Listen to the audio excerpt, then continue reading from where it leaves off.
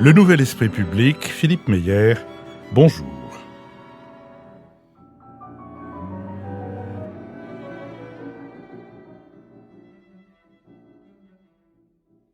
Bonjour, merci de nous avoir rejoints pour ce nouveau Nouvel Esprit Public au cours duquel nous allons tenter d'éclairer certains aspects de l'actualité avec Béatrice Gibelin, directrice de la revue Hérodote et fondatrice de l'Institut français de géopolitique, Richard Verly, correspondant à Paris du quotidien suisse en ligne Blick.fr et Lionel Zinsou, ancien Premier ministre du Bénin et président de la Fondation Terra Nova. Nous sommes partenaires de l'hebdomadaire Le 1, dont le dernier numéro est intitulé SOS Démocratie. Il est ainsi chapeauté 4 milliards de citoyens, plus de 60 scrutins. De la Russie à l'Iran, de l'Europe aux États-Unis, la moitié de la planète vote en 2024. Comme le souligne Julien Bisson dans son éditorial, tous ces scrutins vont avoir valeur de test à très grande échelle pour l'idéal démocratique régulièrement contesté. En novembre dernier, le rapport annuel de l'Institut international pour la démocratie et l'assistance électorale s'alarmait ainsi d'un déclin démocratique pour la 6e année de suite et dans des proportions toujours plus inquiétantes. Nous mettrons en ligne mercredi, dans notre série Si c'est pour la culture, on a déjà donné, un deuxième entretien avec Marion Godefroy-Taillard de Worms, historienne de la gastronomie et de l'usage politique de la cuisine, autrice avec Xavier Decteau aux éditions Flammarion de À la table de l'histoire et aux éditions Payot de L'histoire passe à table, les 50 repas qui ont fait le monde. Vos contributions à notre podcast sont reçues avec reconnaissance, je le dis chaque semaine, en espérant que la répétition ait une valeur pédagogique, mais peut-être faut-il que je reprécise que les entreprises sont tout à fait admises à avoir une déduction fiscale un tout petit peu moindre, 60% du don, et que c'est précisément ce dont nous aurions besoin, des entreprises qui décident de nous soutenir par un don défiscalisé. Notre prochain enregistrement public aura lieu le dimanche 11 février. Vous pouvez vous inscrire sur notre site. Toutes nos émissions font l'objet d'un compte-rendu analytique ou compendium auquel vous pouvez vous abonner gratuitement et vous le recevrez dans votre boîte aux lettres chaque mercredi. Commençons maintenant par nous intéresser à la conférence de presse du président de la République. Après cette conférence, quoi de neuf ? Mardi soir, le président a fixé le cap pour rendre la France plus forte et plus juste, et il a tracé 3 lignes directrices, audace, action et efficacité. Le chef de l'État s'est concentré sur les réformes de l'éducation nationale. L'uniforme sera testé dès l'an prochain dans une centaine d'établissements volontaires en primaire, au collège et au lycée, mais pas en maternelle. Les établissements devront organiser des cérémonies de remise de diplômes, notamment du brevet des collèges. La Marseillaise sera apprise aux enfants en primaire. C'était déjà une obligation depuis 2005, mais tombée en désuétude. Les heures d'instruction civiques seront doublées. Ce réarmement civique se couple à un réarmement démographique visant à pallier la chute de la natalité. Le congé parental sera transformé en un congé de naissance, mieux rémunéré, ouvert aux 2 parents et limité à 6 mois. Parmi les mesures annoncées, une commission d'experts doit notamment déterminer d'ici au mois de mars le bon usage des écrans pour nos enfants dans les familles, à la maison et à l'école. L'ordre qui doit rendre la France plus forte s'applique notamment à la lutte contre l'islamisme et au trafic de drogue, qui vise désormais les petites villes et les villages. Pour y remédier, le rythme des opérations dites place nette frappant les narcotrafiquants sera accéléré. 10 opérations de ce type seront conduites chaque semaine. Dans la fonction publique, la rémunération au mérite sera renforcée. Pour les classes moyennes, une baisse de 2 milliards d'euros d'impôts longtemps évoquée et désormais actée pour 2025. Emmanuel Macron a annoncé, pour continuer de lever les blocages et les freins à l'innovation, une loi Macron 2 pour la croissance, pour lutter contre les rentes et pour la simplification. Il souhaite lancer un acte 2 de la réforme du marché du travail qui a été inauguré en 2017 pour atteindre le plein emploi en 2027, à la clé des mesures logement et transport. Enfin, pour lutter contre les déserts médicaux, qui sont l'une des premières préoccupations des Français, le chef de l'État a demandé la régularisation des médecins étrangers. Et selon lui, contraindre les médecins à s'installer dans les régions en manque n'est pas la bonne solution. Mieux vaut privilégier une réorganisation du système de santé. Quant aux médicaments, leur franchise va doubler. Sur cette question, Richard Verly. Merci Philippe de me faire démarrer cette émission. Et je la démarrais par une anecdote, puisque j'étais présent dans la salle des fêtes de l'Élysée pour cette conférence de presse qui a réuni à peu près 300, entre 300 et 350 journalistes, quelques représentants de la presse internationale, bien évidemment. La majorité étaient des journalistes français.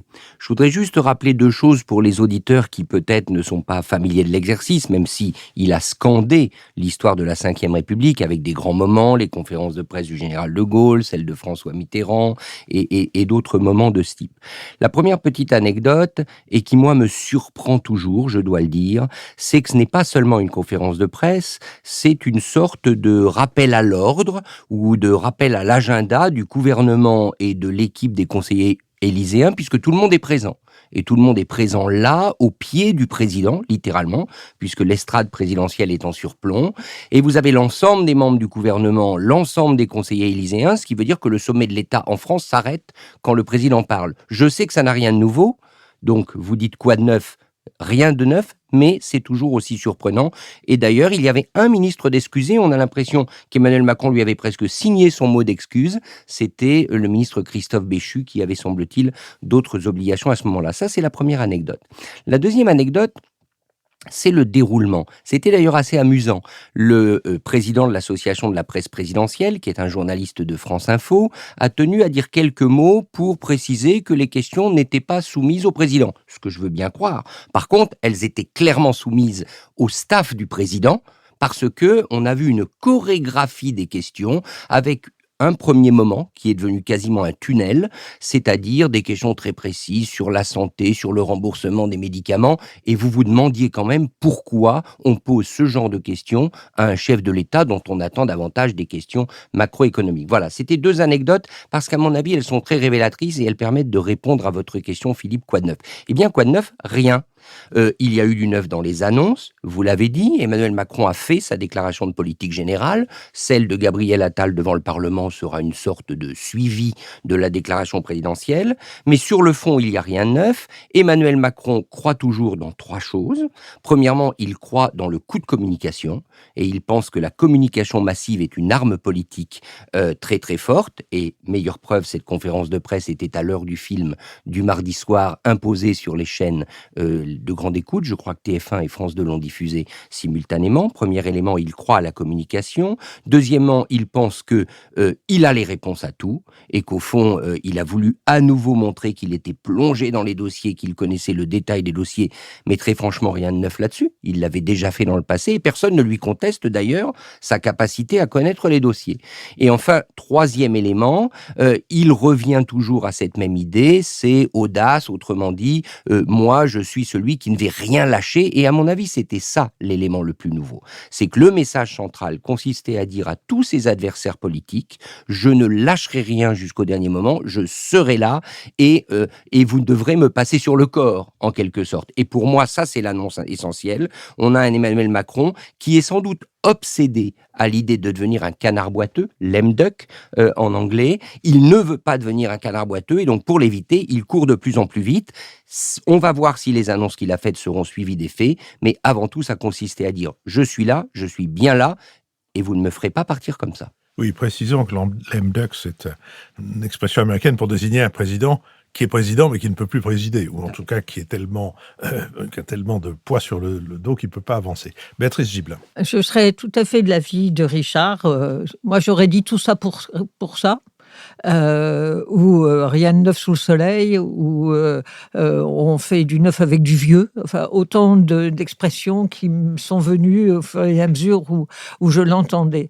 On va prendre l'éducation, puisque quand même, on en fait le premier, la priorité du président, la priorité du Premier ministre.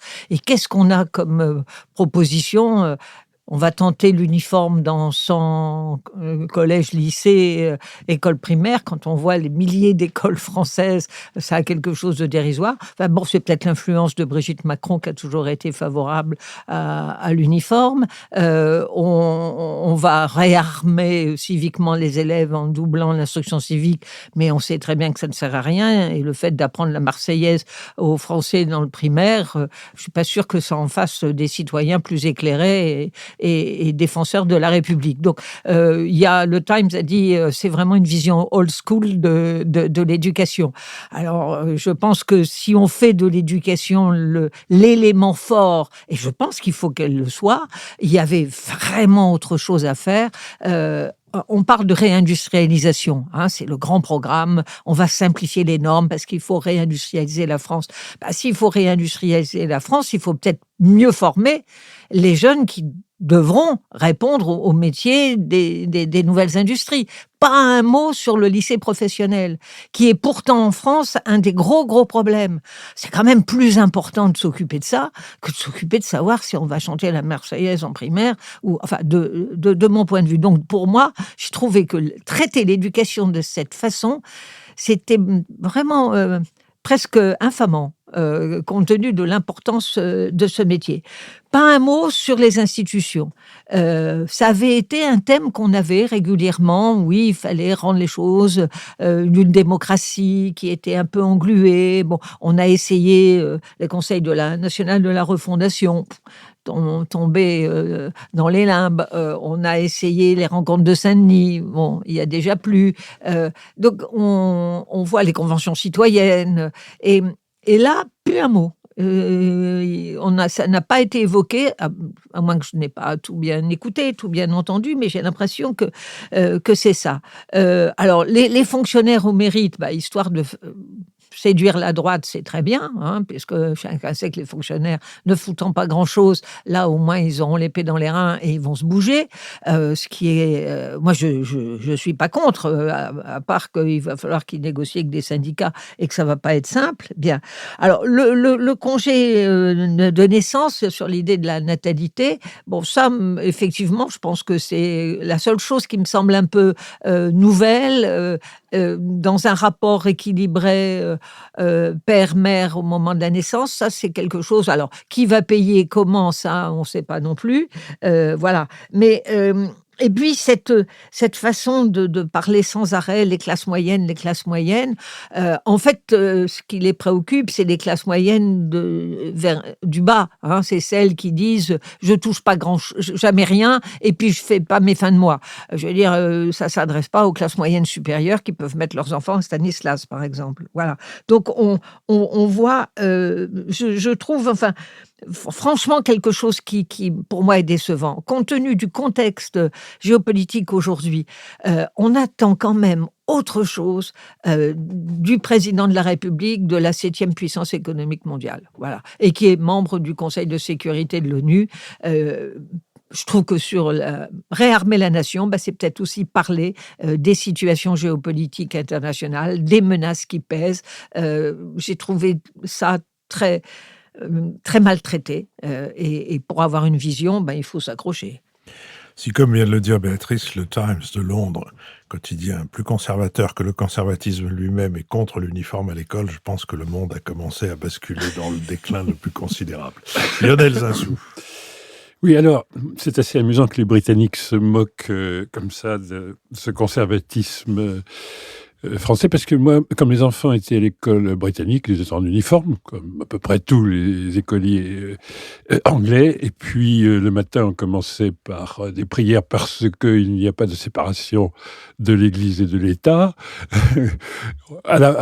Au déjeuner, à l'heure du déjeuner français, on n'allait pas au théâtre, alors que maintenant on ira au théâtre, on fera du théâtre, ce qui a dû faire extrêmement plaisir Béatrice Philippe, quand même. Il me semble que ça, c'est quand même un acquis de cette conférence de presse.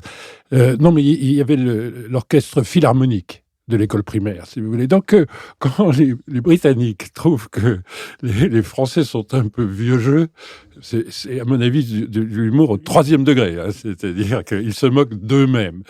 Bon, alors moi, j'ai trouvé que vous étiez un peu sévère, là, parce que grosso modo, on pourrait, plagier Paul Valéry. Grosso modo, le macronisme n'est parti de rien, mais le rien perce. Parce que entre Richard et Béatrice, vous n'avez rien vu. C'est au point où Béatrice, qui est quand même qui a une qualité d'audition exceptionnelle, ne s'est pas aperçu que le président de la République a dit exactement comme elle. Le lycée professionnel, c'est tellement important parce qu'on oublie toujours que c'est 30% des enfants et des adolescents, et vous avez observé qu'il y avait la plus grande réforme des lycées professionnels. Donc ça, c'était en plein milieu de la conférence. C'est un tout petit peu la même chose sur les institutions. Là encore, tout se passe comme si Béatrice avait eu peut-être un biais légèrement négatif ce jour-là, parce que il a dit, et naturellement, nous avons fait beaucoup d'évolutions dans les institutions, et regardez les conventions citoyennes, et les conventions citoyennes notamment, alors c'était un peu pionnier pour l'environnement, mais en tout cas pour la fin de vie, ça a été très utile, et effectivement, le Conseil de la refondation, il a parlé également du référendum, il a expliqué qu'à Saint-Denis, innovation de rassembler les chefs de parti, de tous les partis qui sont pour la première édition venus. On n'a pas pu avancer sur le référendum parce qu'il n'y avait pas consensus, que ça restait une idée forte pour lui. Donc, il y a une part institutionnelle significative. Donc, je trouve que derrière le rien, si vous voulez, il y avait quand même des choses, d'ailleurs, encore plus importantes que ce dont vous aviez signalé l'omission. D'abord, politiquement, il y a des choses très importantes. L'électorat vieillit. Et ça, c'est quand même important. Et la base du macronisme, elle est au-delà de l'âge actif, pratiquement. Enfin, en tout cas, au-delà de 55 ans.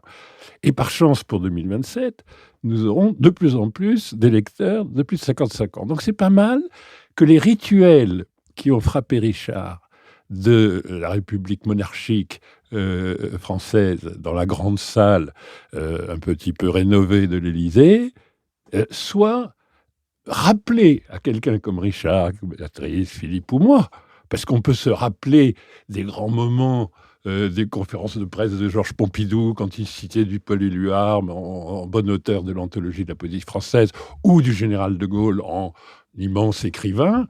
Enfin, si vous voulez, quand vous êtes président de la République, vous êtes né en 1979 et vous êtes Premier ministre, vous êtes né en 1990, vous n'avez évidemment aucun souvenir. Donc maintenant, Emmanuel Macron est propriétaire de cette ostensible, de ce rituel très ostensible et assez frappant. Donc, ce n'est pas mal pour parler à des auditeurs, des téléspectateurs sur toutes les chaînes. Bon, le général de Gaulle, il n'y en avait qu'une, si vous voulez. Donc là, ce qu'il a fait, c'est il les a pris toutes, quoi. Il y a un monopole, parce qu'il n'y avait pas que France 2. Et il y avait BFM, il y avait France Info, enfin... Et on était revenu à l'ORTF, écoute le président de la République à peu près à la même heure, avec un pupitre à peu près à la même hauteur, et bon, donc si vous voulez, c'est bien, mais pour la majorité des Français, ça n'existait pas. Donc maintenant, le propriétaire du rituel de la grande conférence de presse, qui fait un contraste incroyable avec le laconisme du président des États-Unis ou du Premier ministre de la Grande-Bretagne, c'est désormais un attribut du président Macron. Mais il y a beaucoup plus important, si vous vous permettez, il est intervenu sur chacun des points qui sont, quand vous regardez les sondages concernant Marine Le Pen, qui a été étriée avec une violence incroyable, qui aurait dû faire très plaisir à la gauche. Le Rassemblement national, franchement, a rarement été attaqué avec autant de vigueur par aucun responsable politique. Mais elle l'emporte dans l'imaginaire des Français, dans les préférences, sur beaucoup de paramètres. Stature de chef de l'État. Elle est préférée. Alors là, vous étiez dans la construction de la nouvelle stature du chef de l'État. Elle est préférée en termes de proximité des Français. Quand vous parlez aux Français du dédoublement des classes qui vont aller de la maternelle, du CP, désormais encore un petit peu plus loin, ça c'est hyper concret. Quand vous parlez de l'uniforme, alors la tenue unique, parce que pour que ça fasse pas trop militaire, le mot c'est pas uniforme.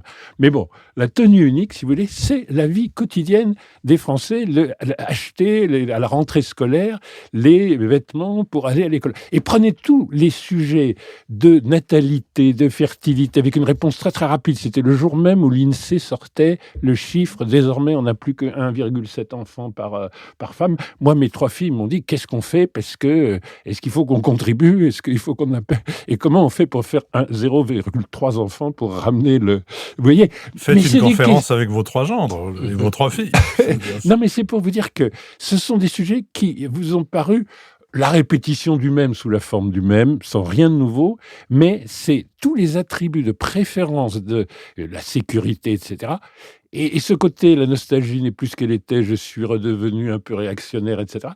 C'est tous les attributs où il n'est plus préféré par rapport, et évidemment son successeur demain, venant de la Macronie, ne sera pas préféré à Marine Le Pen, et il a 3 ans et demi pour revenir à l'étiage nécessaire. Richard Verly. Lionel Zinzou vient de me donner raison. C'est formidable parce que je suis d'accord avec vous, Lionel, sur toute votre liste, qui confirme une chose, c'est qu'au fond, la communication est l'essentiel. Emmanuel Macron a effectivement sans doute disséqué l'ensemble des enquêtes d'opinion sur Marine Le Pen et il a répondu item par item, comme on dirait. Mais très franchement, est-ce que c'est ça?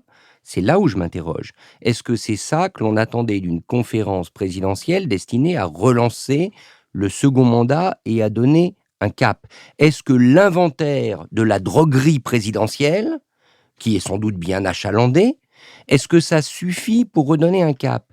Et je répondrai à ce moment-là à une autre chose, et là je serai plus critique. On peut toujours énoncer une liste, mais le faire. Quelle garantie Emmanuel Macron a-t-il pu donner pour convaincre les électeurs, les auditeurs dans un premier temps et les téléspectateurs, que cela va être enfin fait? Et pour moi, c'est ça la vraie question. Donc je suis absolument d'accord avec Lionel sur l'énoncé. Après, on peut débattre, est-ce que c'est le bon ou le mauvais énoncé, mais l'énoncé était là, la liste des sujets.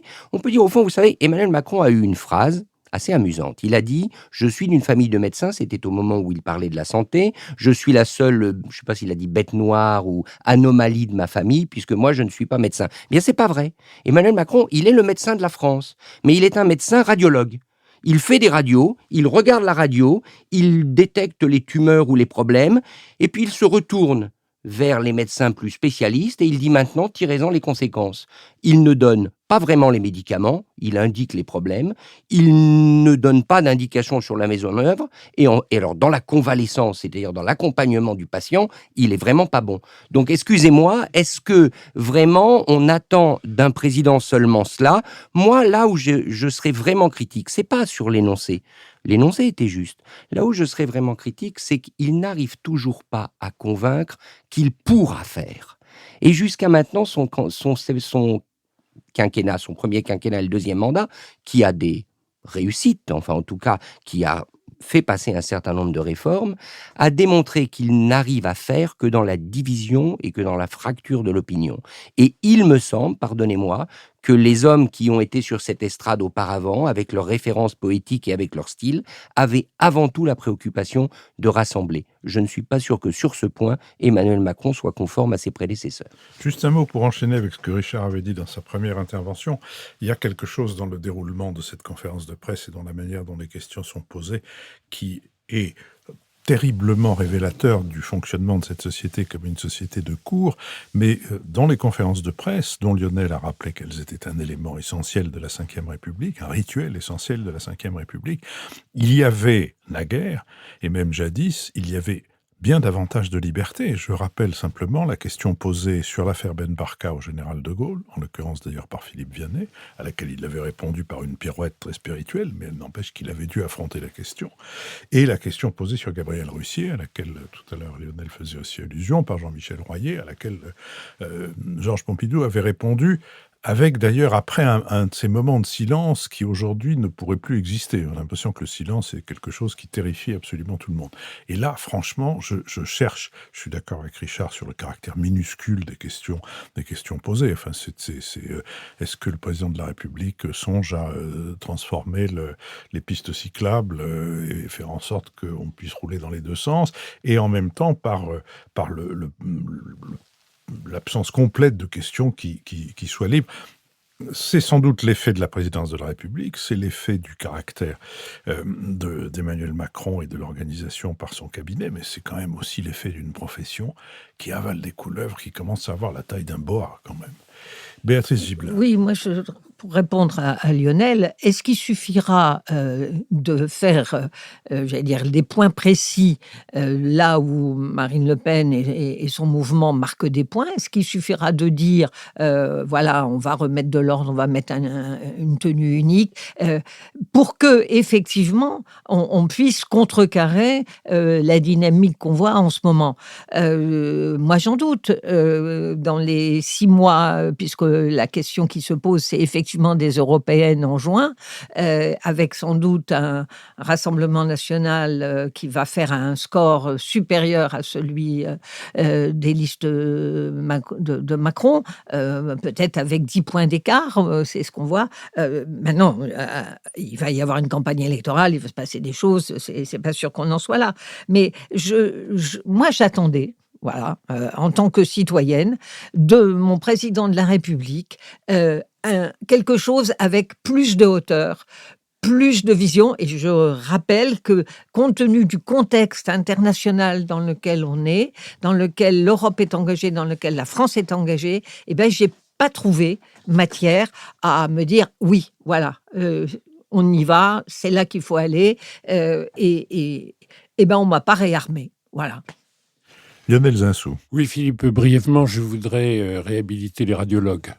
Bon. Si vous voulez, je trouve que c'est un grand progrès. Et en plus, vous savez, Richard, maintenant, il y a la radiologie interventionnelle. Vous pouvez, avec des robots chirurgicaux, sous imagerie médicale, avec très très peu de caractère intrusif, faire des apports d'implants ou des réductions de fractures, donc, ou de tumeurs.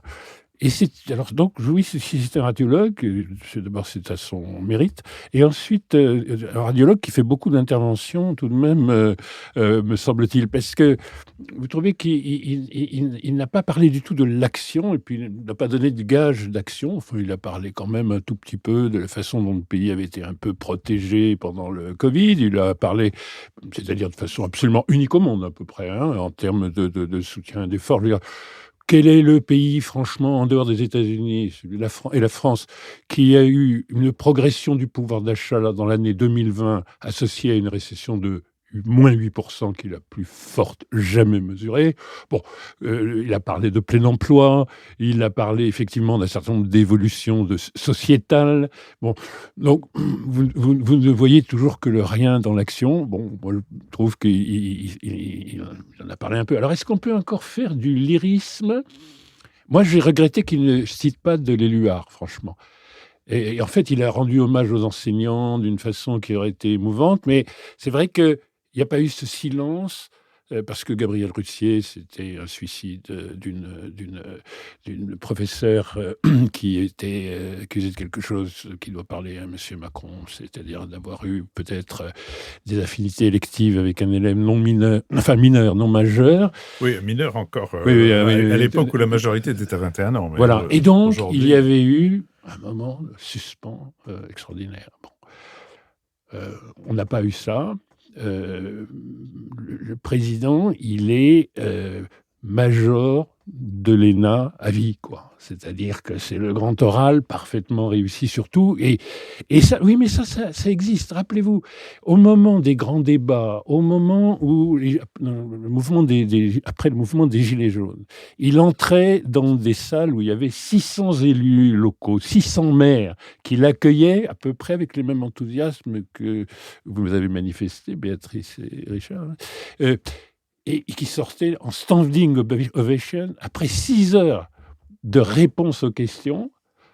Oh, écoutez... Je fronce les sourcils, c'est pour ça que... Oui, c'est pour ça que j'hésite dans mon éloge, parce que vous pourriez penser que je suis une sorte de macroniste fanatique, mais pour dire la vérité, je pense que je suis étonné qu'un citoyen de la Confédération helvétique n'ait pas été saisi et amusé et à la fin impressionné par un moment de théâtre français qui est quand même gratuit, avec 300 participants, au fond, dans un décor monarchique extraordinaire. Donc, au moins du point de vue d'exotisme, c'est extraordinaire. Moi, comme citoyen béninois, j'ai été très sensible à l'exotisme des pompes françaises. En tout cas, je repars de cette émission avec une interrogation, c'est qui est le robot chirurgical dont vous avez parlé?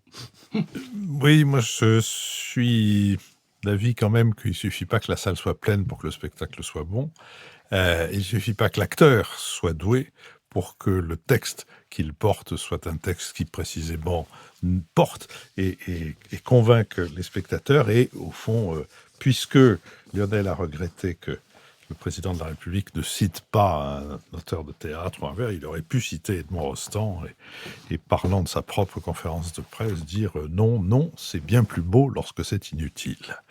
Je vous propose que nous passions maintenant aux élections à Taïwan et que nous constations que le 13 janvier, Lee Ching-te, Dieu sait comment il faut prononcer son nom, du Parti démocrate progressiste d'inspiration indépendantiste, a été élu à la présidence de Taïwan avec 40,1% des voix. Il s'agit de la 3e victoire consécutive de son parti à la présidentielle, du jamais vu dans la jeune démocratie taïwanaise. Lee Ching-te a profité d'une forte participation de plus de 70% et de la division de l'opposition marquée par l'émergence d'un 3e parti populiste, le Parti du peuple de Taïwan, qui a récolté 26% des voix en misant sur les questions économiques. Le nouveau président perd cependant sa majorité parlementaire et n'obtient que 51 sièges à la Chambre basse contre 52 pour le Kuomintang, favorable à un rapprochement avec la Chine, et 8 sièges au Parti du peuple de Taïwan. Cela risque de compliquer le vote de certaines lois sur la défense, le budget et les échanges avec le continent chinois. Selon le suivi de l'université Shengxi, si plus de 90% des habitants de l'île sont des descendants de Chinois, plus de 62% s'identifient uniquement comme Taïwanais, contre 17% en 1992. 30,5% se voient comme Taïwanais et Chinois, contre 46% il y a 3 décennies.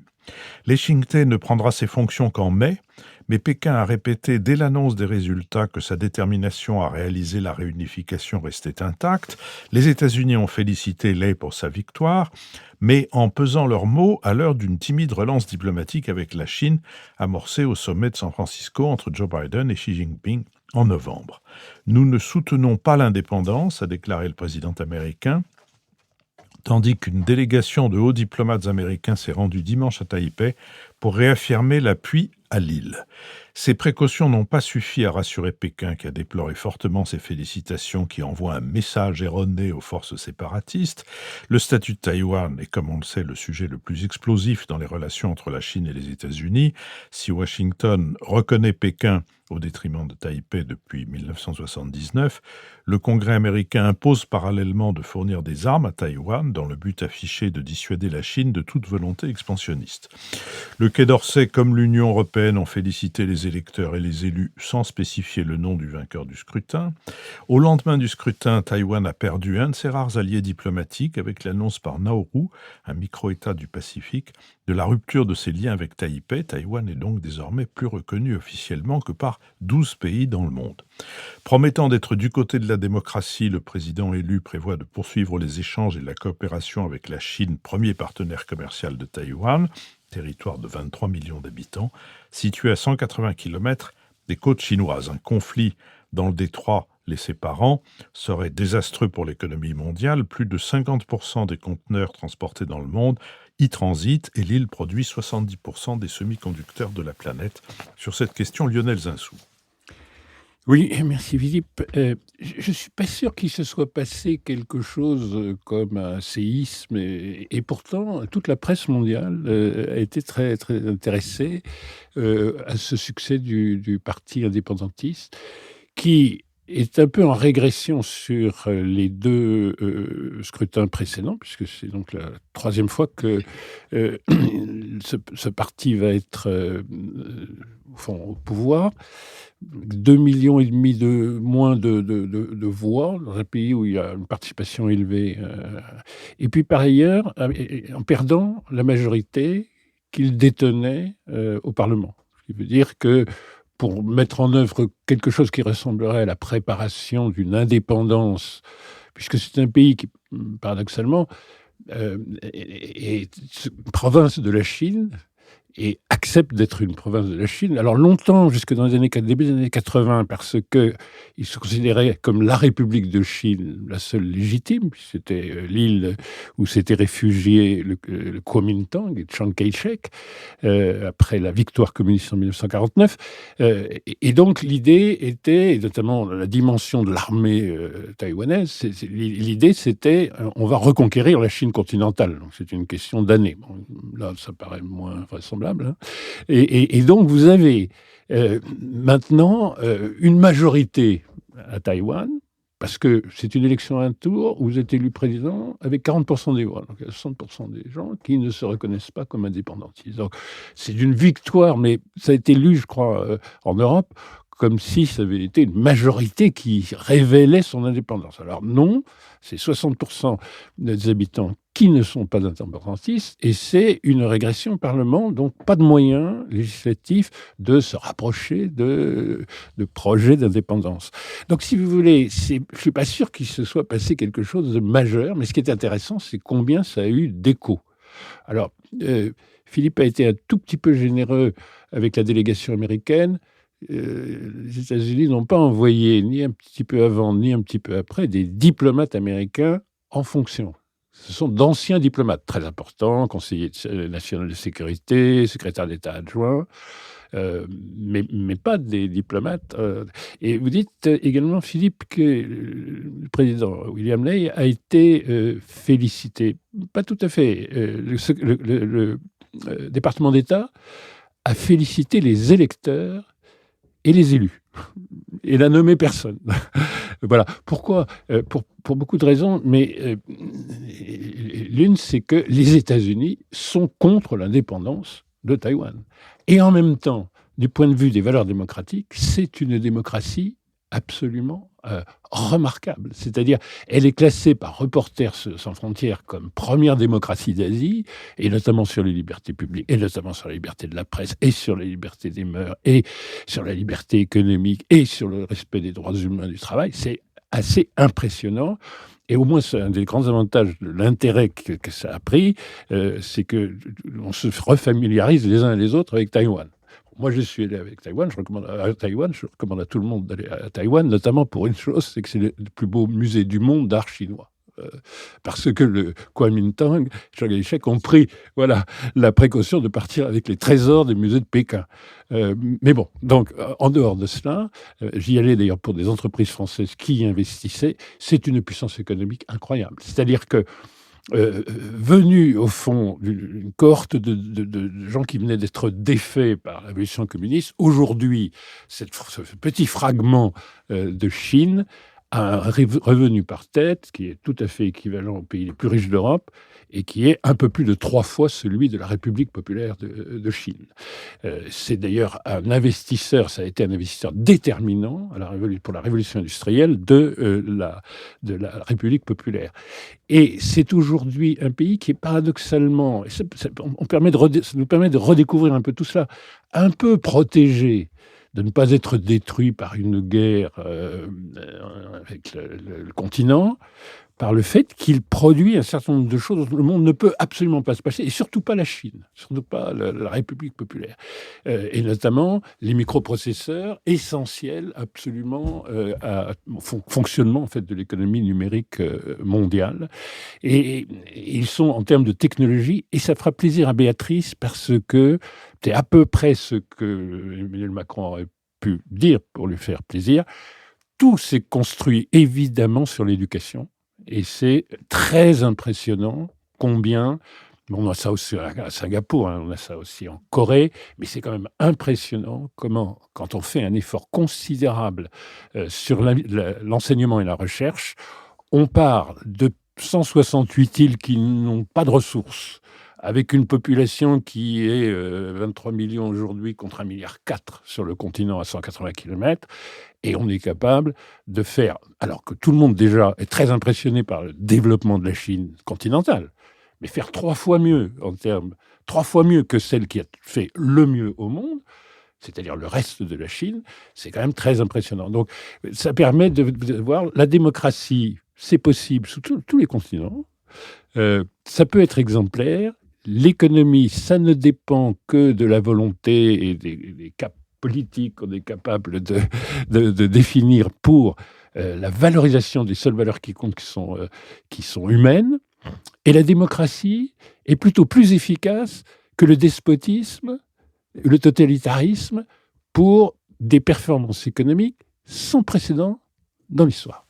Béatrice Gibelin. Oui, il suffit peut-être pas uniquement d'investir dans la formation, même si effectivement je suis farouchement décidé à lutter pour qu'on continue d'investir sur la formation. Mais je pense au Japon, qui a aussi beaucoup investi dans la formation et qui est dans une situation en ce moment qui n'est pas tout à fait comparable si on prend le champ de l'innovation.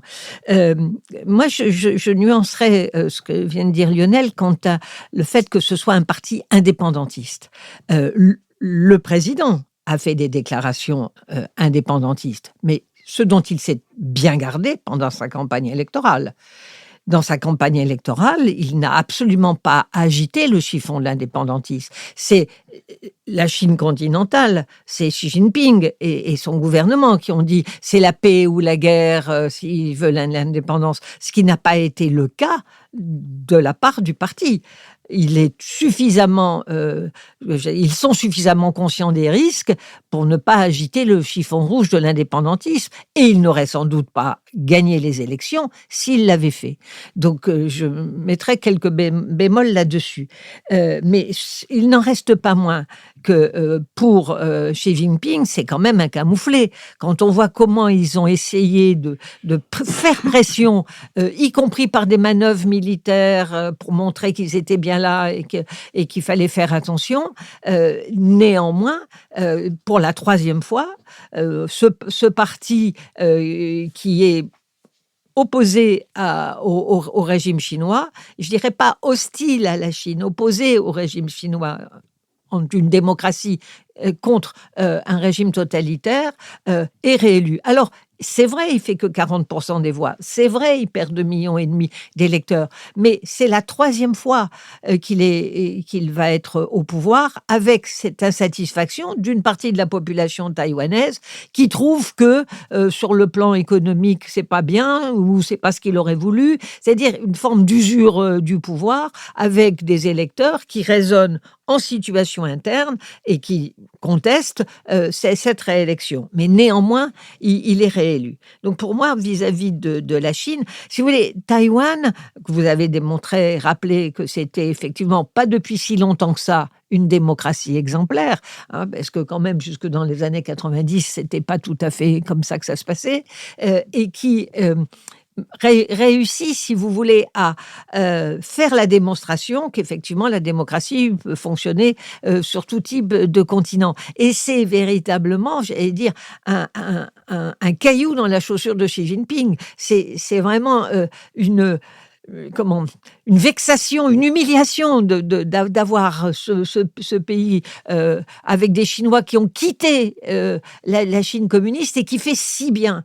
Il faudrait vraiment qu'ils se calment, quoi. Ça peut pas durer. Ceci étant, je l'avais dit à une émission il y a quelque temps, envahir Taïwan, reconquérir militairement Taïwan, ça va pas être une partie de plaisir.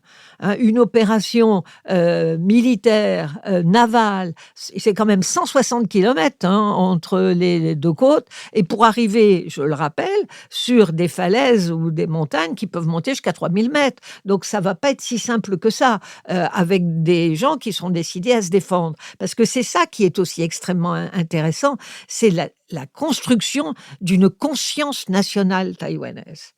Et ça, vous avez rappelé les chiffres, Philippe, ils ne se disent plus chinois, ils se disent taïwanais.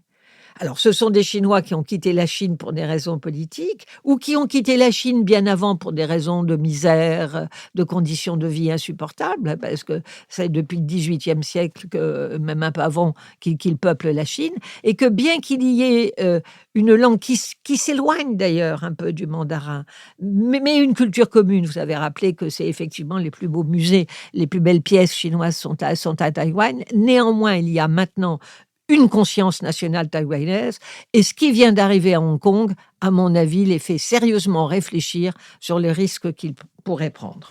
Ce qu'a rappelé Béatrice à l'instant est très nécessaire. Je veux dire par là que Taïwan a été un régime très autoritaire, Oui. qui est devenu un régime extrêmement démocratique, sans qu'il y ait de processus violents qui conduisent à ça. Et je pense que toute attention accordée à cette extraordinaire transition est une chose nécessaire et excellente. Richard Verly. À une époque où nous n'avons pas beaucoup de bonnes nouvelles géopolitiques, je trouve qu'il faut vraiment se réjouir de ce qui vient de se passer à Taïwan. Il faut s'en réjouir d'abord parce que la transition démocratique, même si le mode de scrutin a été rappelé par Lionel, et c'est important, c'est effectivement un scrutin à un tour, c'est le premier, celui qui est en pole position qui l'emporte, mais de fait, la démocratie, elle est installée à Taïwan, elle est acceptée, et elle est maintenant une force de cette île, et ça c'est très important, elle n'est plus contestée, y compris par les opposants au parti au pouvoir. Donc c'est une bonne nouvelle de ce point de vue-là. C'est une bonne nouvelle aussi, disons-le, pour l'instant du point de vue des réactions chinoises. On aurait pu s'attendre à ce que la Chine immédiatement hausse le ton de manière brutale, voire reparte dans des manœuvres militaires. Ça n'a pas été le cas. Ça n'a pas été le cas parce qu'on a compris que Xi Jinping a d'autres soucis en ce moment. L'économie lui donne beaucoup de difficultés et sans doute quelques cauchemars. Et par ailleurs, il attend sans doute de voir à quoi va ressembler la prochaine administration américaine pour un moment plus opportun, sachant que l'administration Biden a été quand même ferme, voire très ferme sur la question de Taïwan. Mais le fait est qu'on est dans une espèce de phase, je dirais, de tranquillité dans ce détroit quand même agité, et ça, c'est une bonne nouvelle. Et puis, il y a l'exemple que Taïwan donne au reste de l'Asie. Alors, pas à l'Asie du Nord-Est, parce que celle-là, elle est déjà démocratisée, le Japon d'une part, la Corée du Sud d'autre part, mais à l'Asie du Sud-Est. À l'Asie du Sud-Est, où il y aura cette année un scrutin important, dont on parle peu, qui est en Indonésie, où il y aura une élection présidentielle. L'Indonésie, je le rappelle, c'est le pays musulman le plus peuplé du monde, 230 millions d'habitants. C'est une puissance régionale absolument déterminante. Et je trouve que cet exemple taïwanais qui concilie réussite économique, conscience nationale et démocratie, il est tout à fait intéressant pour cette partie du monde, l'Asie du Sud-Est, qu'on oublie souvent, mais qui est le poumon économique de la planète aujourd'hui et qui est dans les parages immédiats de la Chine. Enfin, troisième raison quand même d'accueillir avec satisfaction ce qui s'est passé à Taïwan, c'est qu'on a, au-delà d'une conscience nationale, on a un vrai débat politique qui s'installe. Les universités taïwanaises investissent dans la connaissance, investissent dans la recherche, et je trouve qu'on a là un pôle, au fond, on pourrait dire, d'excellence géopolitique qui est en train de se dessiner. Et ça, de ce point de vue-là, c'est tout à fait intéressant. Alors, par contre, il y a quand même une inquiétude qui demeure, c'est la société taïwanaise est travaillée de l'intérieur par un certain nombre, disons, de courants manipulés par Pékin. Et ce qu'on peut craindre, c'est qu'à la manière dont la Russie tente d'interférer dans le processus démocratique en Europe, cette fois la Chine n'y a pas réussi. Peut-être l'a-t-elle voulu, je ne sais pas, j'ai pas assez suivi en détail. Mais on peut se demander si maintenant la Chine ne va pas mettre davantage l'accent sur la manipulation, y compris à travers les réseaux sociaux et tout ce qu'on connaît, des courants à Taïwan, des courants anti-indépendantistes, si au fond la Chine est en train de comprendre que la confrontation n'est pas la solution, que c'est la déstabilisation la solution. Et est-ce qu'on ne va pas voir fleurir dans les prochaines années des brigades de hackers à la manière russe, chinois, dédiés à la déstabilisation de Taïwan? Ça, si j'étais taïwanais, c'est ce qui m'inquiéterait. Lionel Zinsou. Oui, je crois qu'on est en grand consensus, en fait, sur le caractère très intéressant d'avoir donné écho, même si c'est pas un grand changement, à ce qui se passe à Taïwan. Et il faut mieux connaître Taïwan. Il y a trois autres choses qui m'ont frappé. La première, c'est est-ce que l'Europe aura un rôle à jouer s'il y a des tensions géopolitiques en mer de Chine ? Alors que, comme ça a été rappelé par Philippe, la moitié du trafic de containers du monde, dès lors que ça sera perturbé, ça voudra dire une nouvelle bouffée d'inflation incroyable, logistique, etc., des pénuries très nombreuses sur des choses absolument fondamentales pour l'économie. Et donc, ça sera, en fait, en termes de retombées, ça serait au carré de l'impact ukrainien. Hein. Bon, alors ça m'a frappé. C'est probablement une bonne chose que la France ait 2 porte-avions, mais il fut un temps, à la fin du 19e siècle, dans la guerre franco-chinoise, où la France faisait blocus de Taïwan. Je crains que l'Europe soit absente et que, quelle que soit la réaction des États-Unis, l'Union européenne, s'il devait y avoir un conflit ou quelque chose qui ressemble à une tension extrêmement forte, que l'Occident, que les pays de l'OTAN aient beaucoup de mal à trouver une position commune là-dessus. Ça m'a frappé. L'autre chose, c'est Hong Kong est partout dans les esprits. Hein, c'est-à-dire que une seule Chine, mais 2 systèmes, c'est faux. Ça a été tout de suite balayé. Ça devait durer 50 ans. Tous les droits ont été bafoués très vite. Et donc ça, c'est quand même une menace importante. Et puis, c'est la démographie. C'est un pays qui, avec un enfant par femme, baisse de 600 700 000 citoyens, d'habitants par an.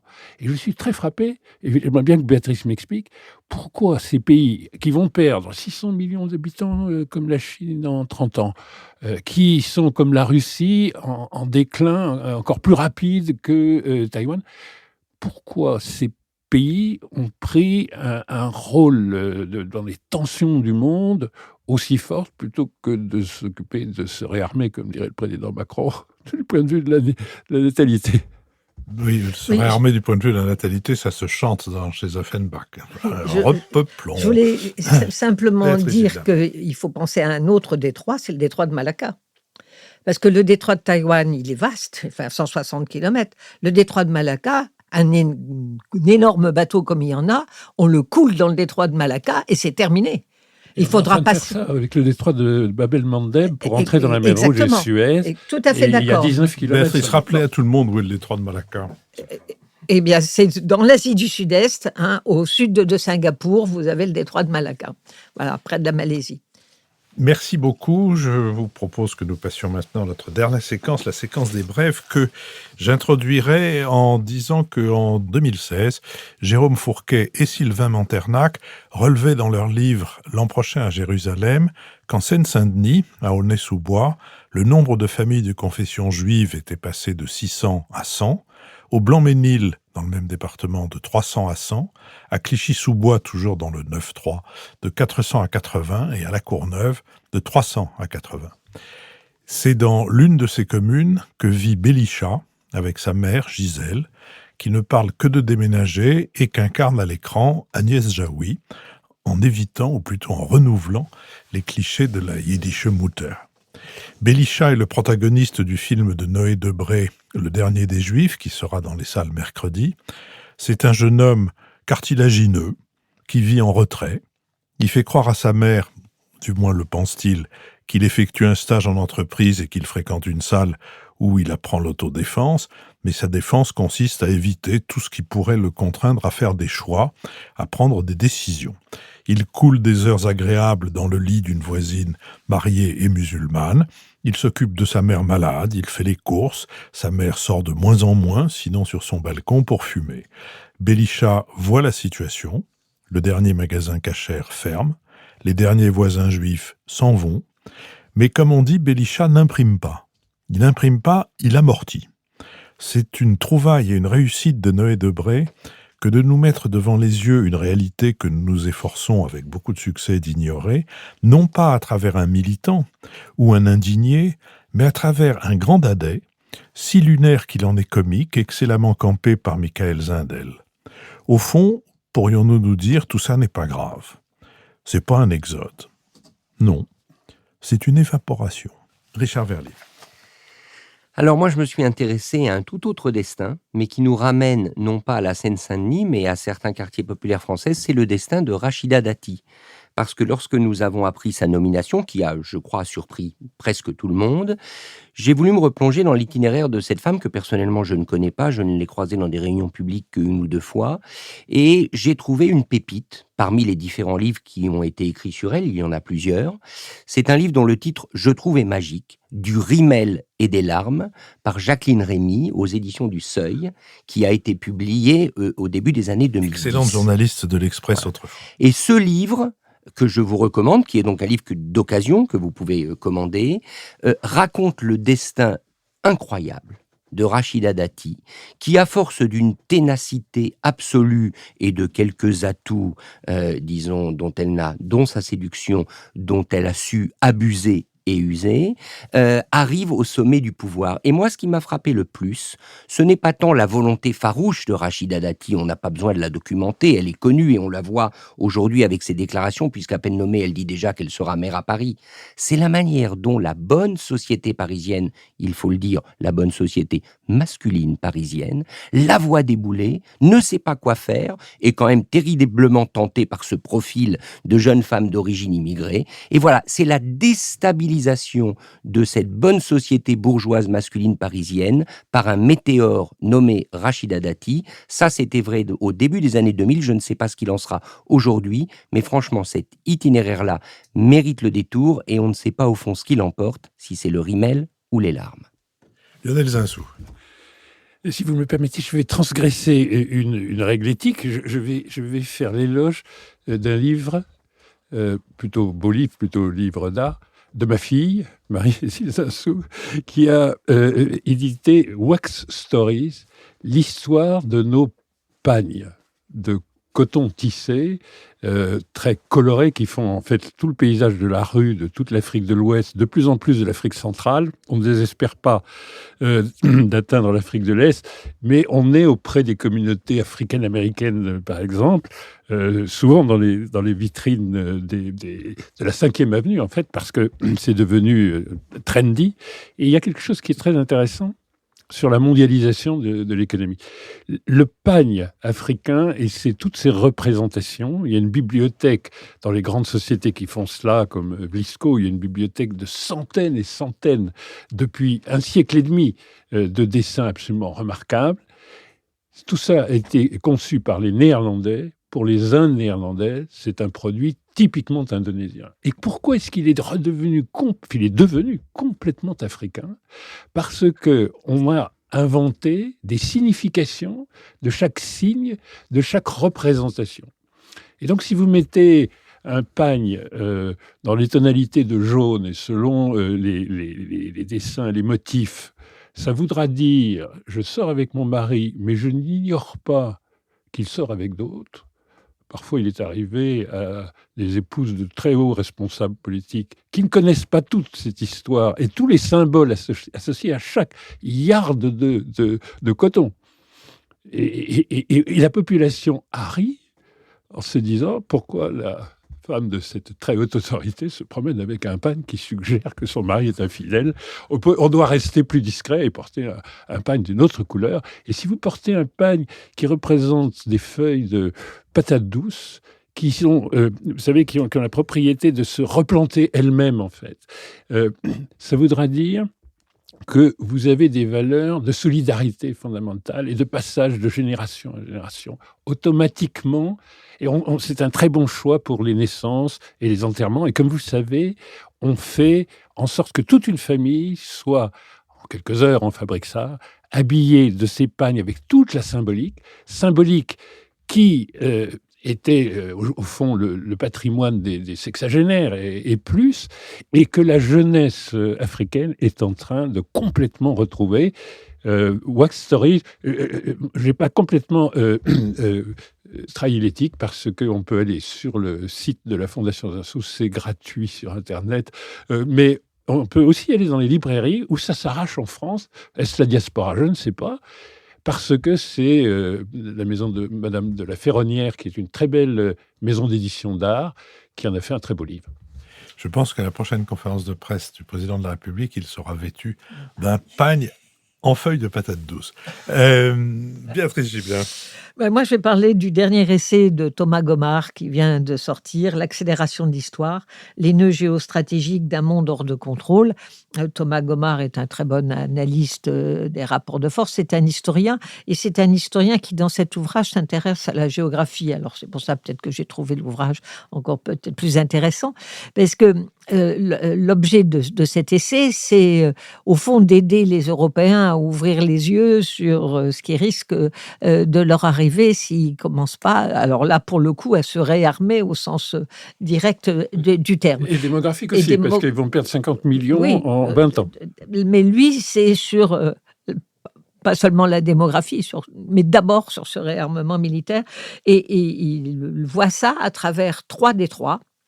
Le détroit d'Ormuz pour le pétrole, le détroit du Bosphore avec l'enjeu des céréales, et le détroit de Taïwan, bien sûr, dont on a déjà parlé, avec les microprocesseurs. Et c'est intéressant parce qu'il dit il faudrait quand même sortir des représentations qu'on a, parce que l'accélération de l'histoire, c'est que les rapports de force sont vraiment en train de changer, que l'Europe n'est plus du tout dans cette position un peu de surplomb, de domination ou de relative hégémonie. C'est un nouveau partage du pouvoir et qu'il serait temps quand même de le prendre en compte. Merci à Sophie Jacquin avec qui cette émission a été préparée, à Benoît Carré qui va en rédiger le compendium, à Nicolas Tourneau qui veille à notre site, tandis qu'Olivier Magloire veille à tout ce qui touche aux plateformes de financement. Merci à Manon Brézard qui a enregistré pour le studio L'Arrière-Boutique cette conversation, à Julien Neuville et à Nouvelles Écoutes qui la produisent. Rendez-vous mercredi pour le Baba, si c'est pour la culture, on l'a déjà donné, sur la gastronomie et l'histoire de la gastronomie avec Marion Godefroy-Taillard de Borns. Et rendez-vous la semaine prochaine, dimanche prochain, pour un nouvel Esprit public.